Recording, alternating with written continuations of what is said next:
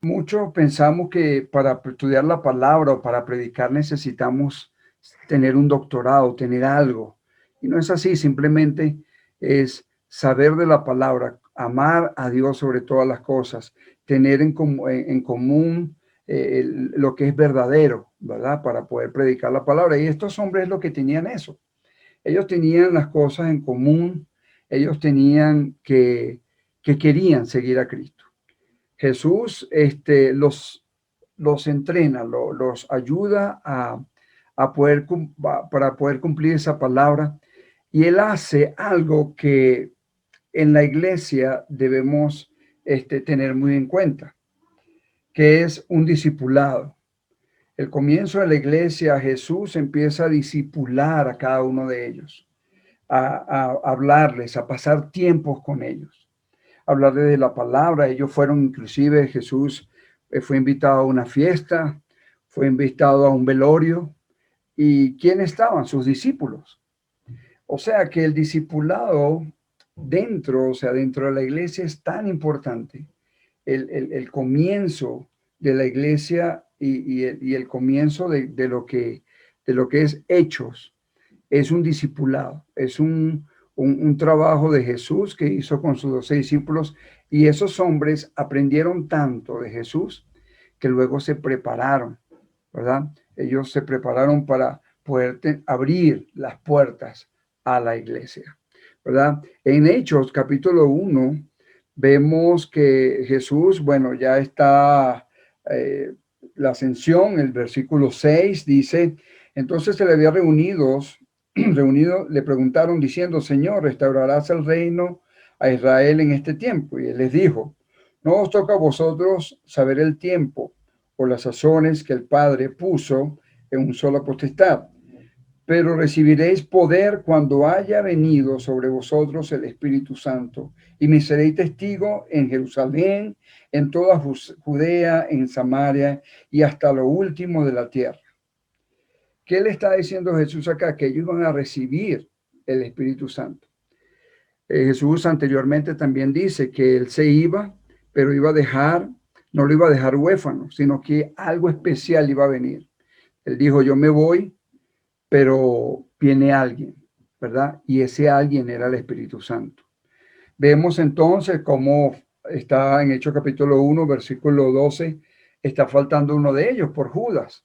Judas lo traiciona, sale de ese grupo, y luego entonces echan, ¿verdad? De suerte, y cayó uno de los 12 que iba a integrar, ¿verdad? A los 12, y empieza el capítulo 2, que es lo que vamos a estudiar hoy.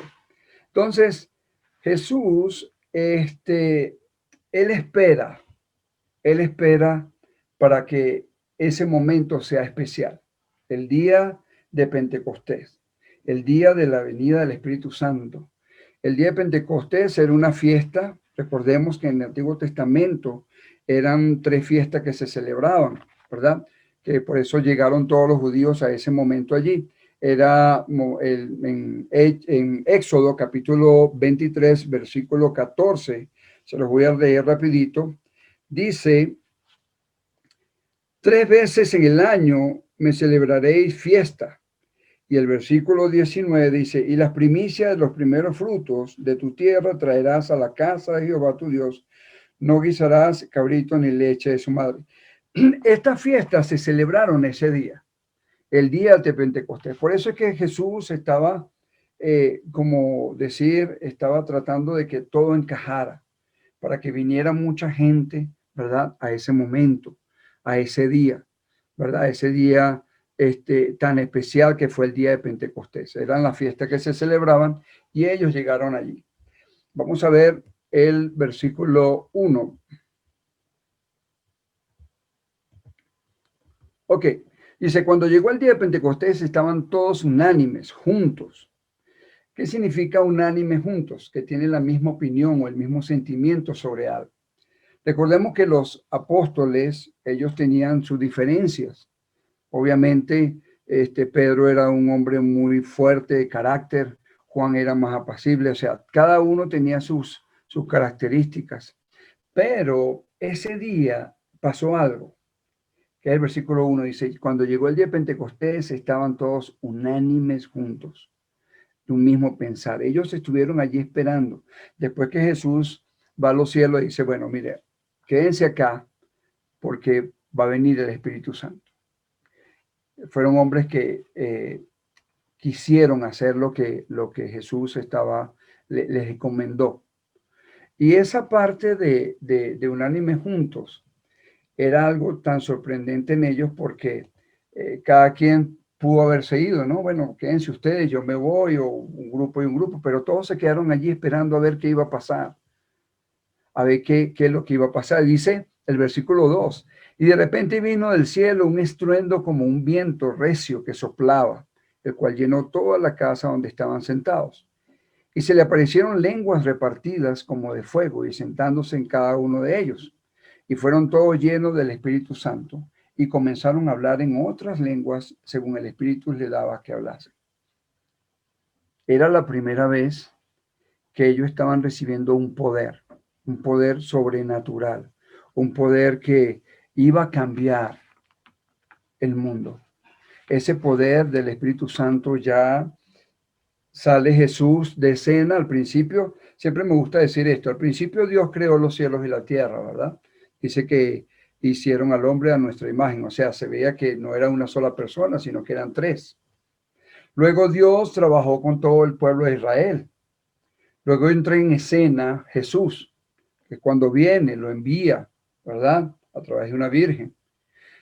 Sale de escena Jesús y regresa al Padre. Pero entonces nosotros recibimos el Espíritu Santo, los apóstoles. O sea que nunca hemos quedado solos, nunca hemos quedado sin la gracia, sin la presencia de Dios. Al principio Dios estaba con el pueblo de Israel, los acompañaba, buscaba profetas, les decía cómo tenían que hacer. Ellos testarudos, siempre con su cabeza y metiéndose en problemas. Luego entonces pasa 400 años, no sé, y aparece Jesús en el escenario. Aparece Jesús, nacido de una virgen, luego empieza Jesús a predicar. Los fariseos quieren quitarlo del camino porque ellos querían seguir la misma ley. Lo crucifican. Luego Jesús pasa 40 días entonces con ellos todavía, enseñándoles, haciendo milagros. Jesús regresa y pasan 40 días. 40 días donde otra vez va a venir algo especial. Ya no era Jesús, ya no era Dios, era el Espíritu Santo que iba a estar con nosotros. Entonces dice el versículo 4, y fueron llenos del Espíritu Santo y comenzaron a hablar en otras lenguas, según el Espíritu le daba que hablasen. Moraban entonces en Jerusalén judíos, varones piadosos de todas las naciones bajo el cielo. Ese día estaban allí varones piadosos, hombres que seguían una ley, que seguían, tenían todo el conocimiento de la ley, eran hombres que amaban a Dios, eran hombres que conocían la ley y la practicaban. Entonces ese choque, imagínense ustedes unos hombres allí hablando, primeramente hombres que no son de letra, hombres que son simplemente pescadores, hombres que le hablan en otra lengua, y ellos tienen el poder en ese momento del Espíritu Santo. Si hubiesen sido por ellos mismos, quizás no hubiese sido una conversión tan grande, no hubiese sido el gran discurso de Pedro. Simplemente que ellos escucharon a estos hombres, principalmente a Pedro, porque Pedro tenía el Espíritu Santo. El Espíritu Santo entró de ellos y empezó a hablar en lenguas. Y dice, y echó este estruendo, se juntó la multitud y estaban confusos, porque cada uno oía hablar en su propia lengua. Ese momento no es que estaban hablando lenguas raras, sino lenguas en cada idioma.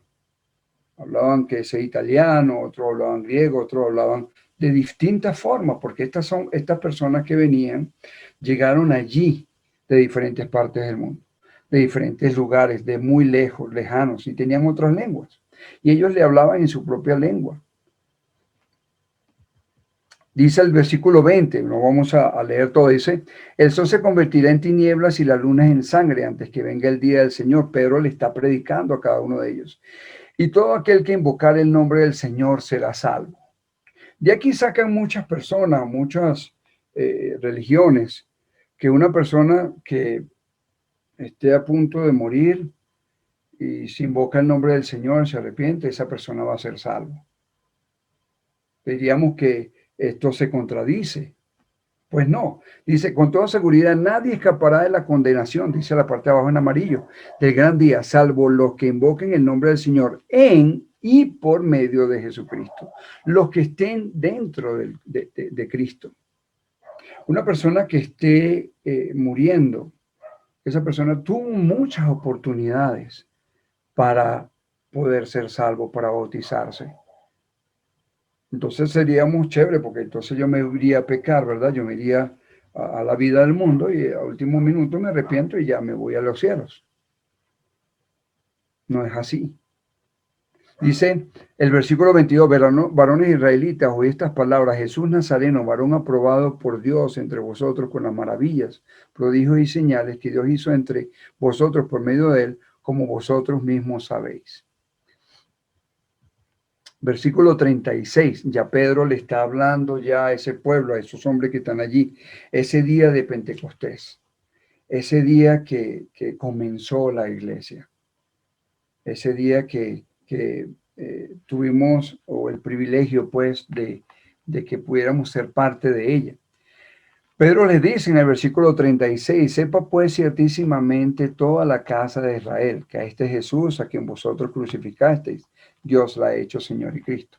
Obviamente estos hombres no eran los que crucificaron a Jesús, pero muchos de ellos sí quizás levantaron la mano cuando estaba Barrabás y Jesús.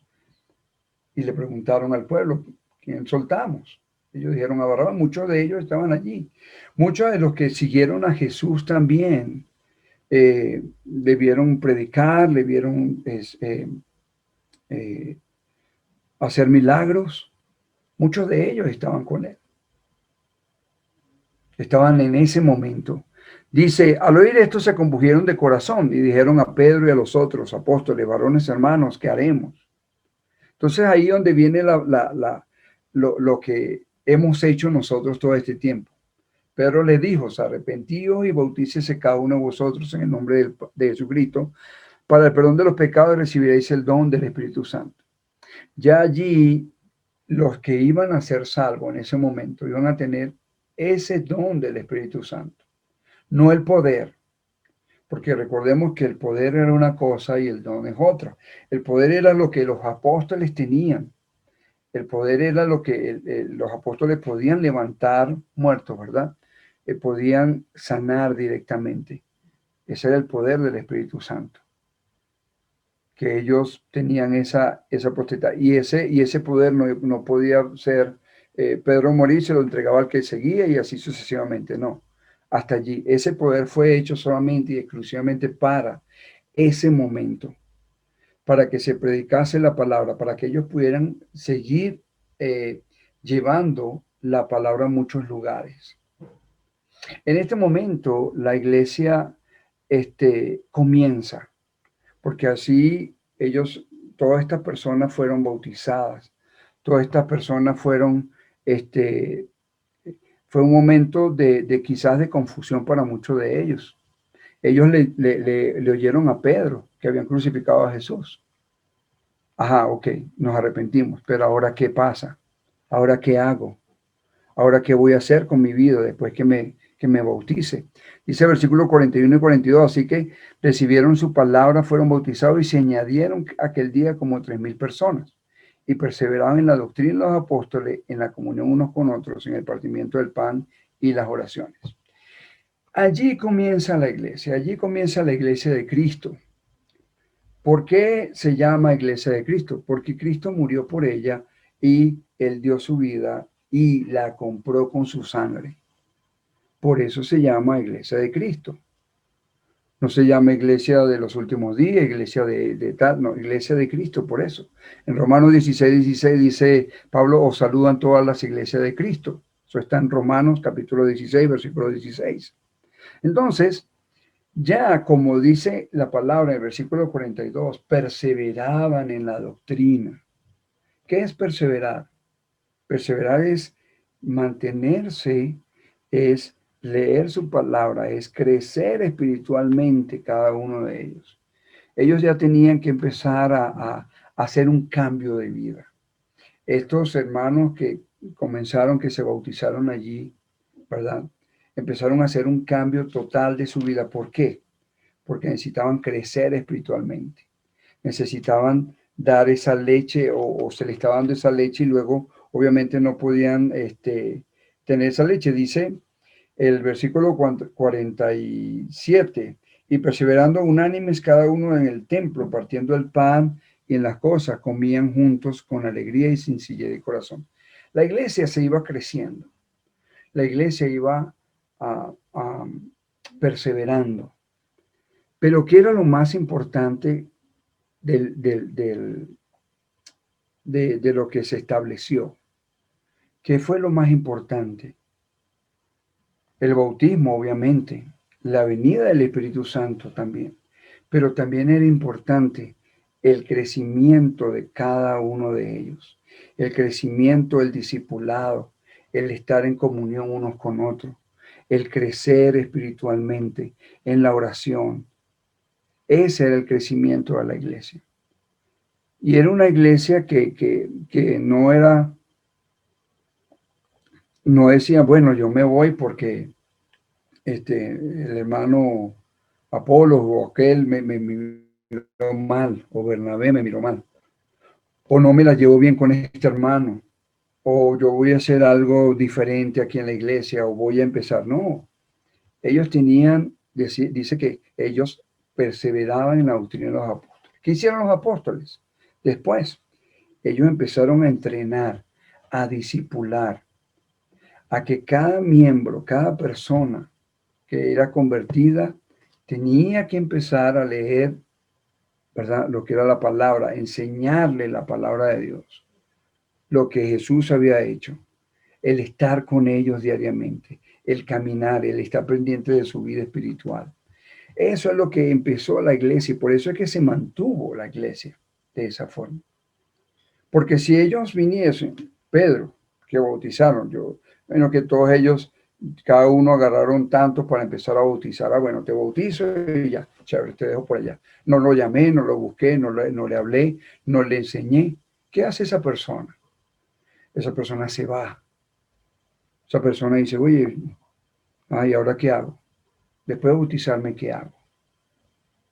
Por eso es que es importante, y eso es la clave del comienzo de la iglesia. Si yo me voy a otro país, me voy a un lugar y empiezo a, a- a establecer una iglesia, ¿qué empezaría yo? Yo tengo que empezar a predicar la palabra, a buscar personas, ¿verdad? A traerla a mi casa, a enseñarles los rudimentos, lo primero, lo que es arrepentirse, la fe, la confesión, el bautismo, el arrepentimiento. Los pasos principales. Luego que esa persona toma la decisión, porque dice, mira, Elvis, sí, yo quiero bautizarme, yo quiero pertenecer y yo sé que he hecho mal y quiero tener la bendición de tener la esperanza en los cielos, quiero que Jesucristo, y sé que a través del bautismo, bueno, esa persona se prepara para el bautismo, la preparamos y la bautizamos. ¿Qué voy a hacer yo con esa persona? No, bueno, sí, no la veo más. No, yo tengo que llamar a esa persona a buscarla. ¿Qué pasó? ¿Por qué no viste el domingo? Vamos a estudiar la palabra. Lo empiezo a instruir, como dice Timoteo, para que sean hombres y mujeres que lleve bien la palabra. La iglesia de ese tiempo, esa fue la clave principal de que ellos se mantuvieran en la iglesia, de que ellos perseveraran en la iglesia, fue el discipulado. ¿Discipulado qué significa? Es un maestro que está dándole los conocimientos a su alumno.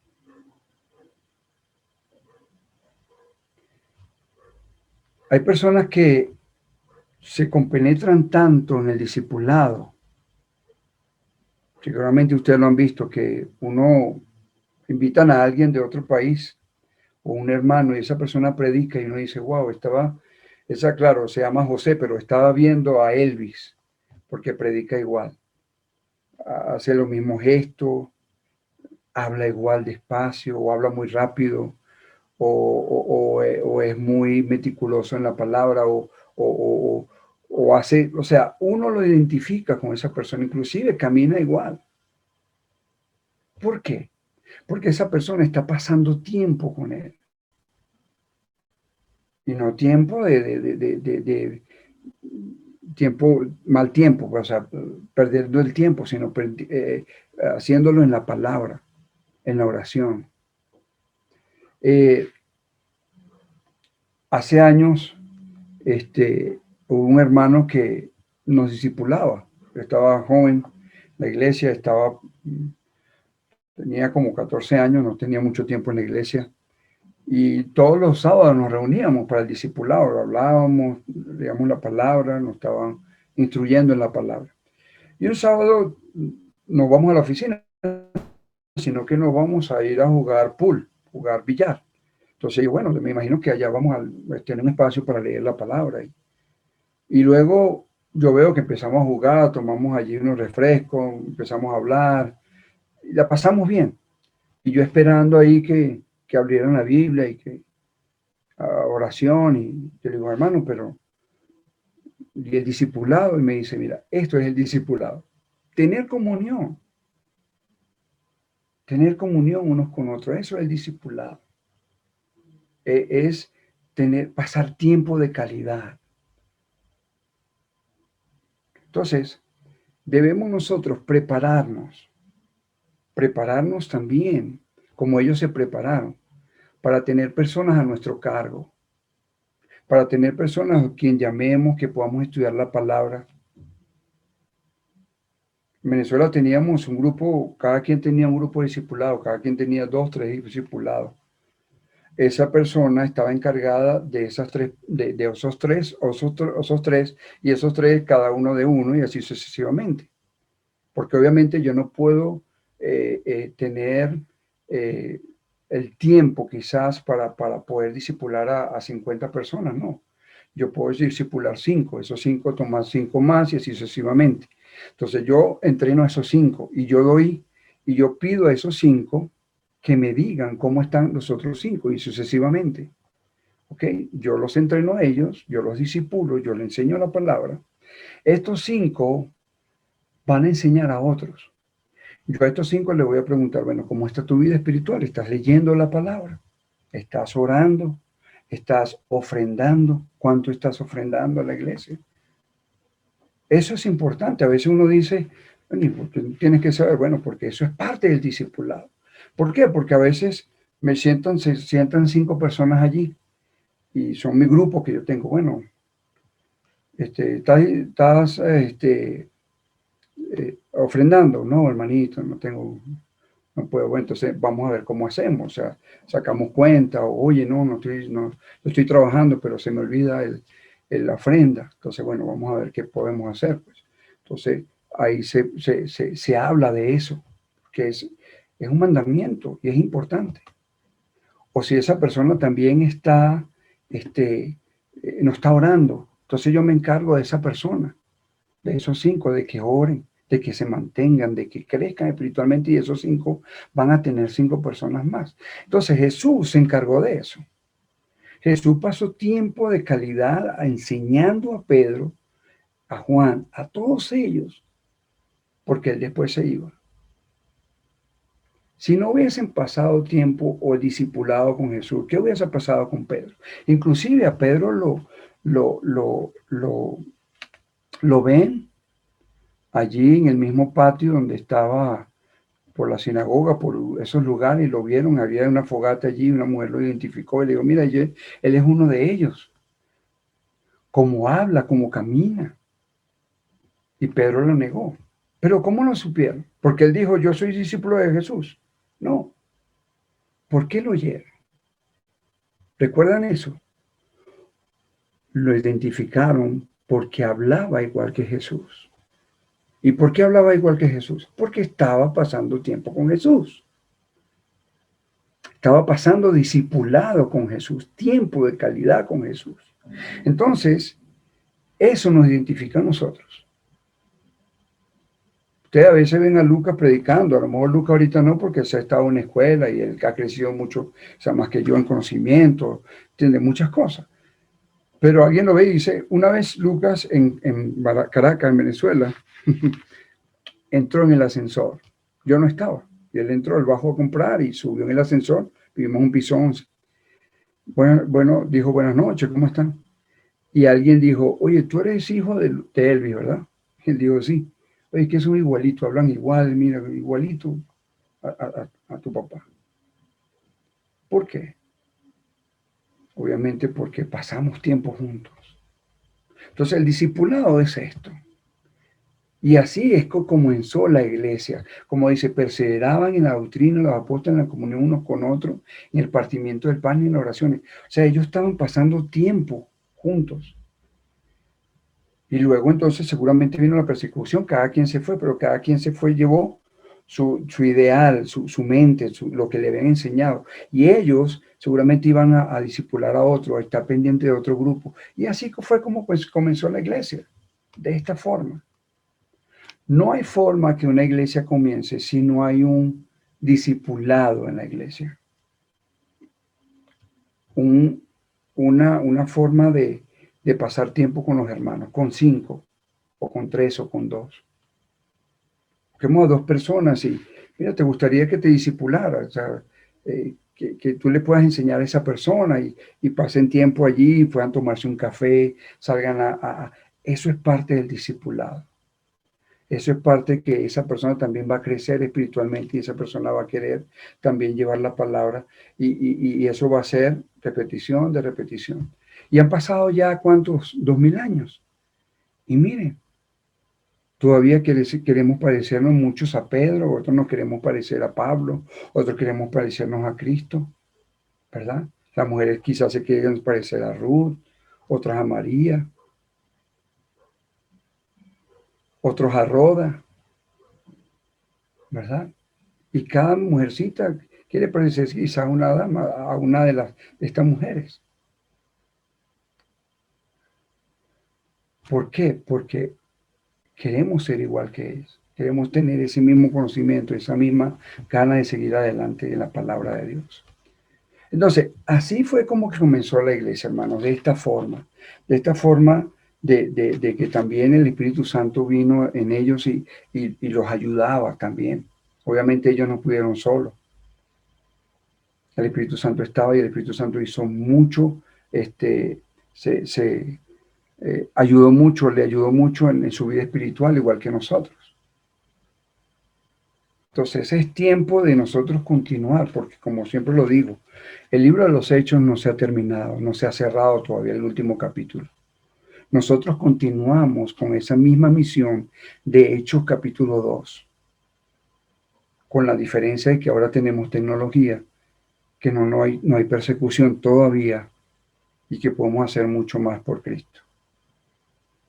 Entonces, cada quien mentalícese, usted en su casita, y diga, oye, yo quiero discipular a 2 personas, estar pendiente de 2 personas, y eso es bonito. Llamar a 2 personas y mira, vamos a reunirnos y tomamos un café y vamos a estudiar la palabra y ves cómo esa persona va creciendo espiritualmente y tú dices, oye, qué bueno. Y te sientes animado y eso te anima, nos animas también.